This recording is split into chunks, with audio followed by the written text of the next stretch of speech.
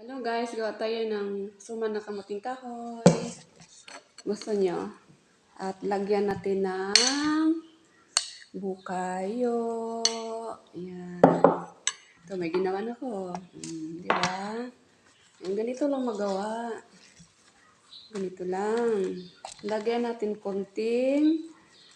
Ayan. 2 sandok lang. I-flat. At lagyan natin ng bukayo ang gitna. Yung ating kamuting kahoy, mayroon siyang unting timpla. Matabang lang kasi yung bukayo natin matamis yan. At i-roll, ganun lang. Ganun lang procedure sa paggawa. Yan. At ipatong natin dito. Yan. Ganun lang. Diba? Ang dali lang.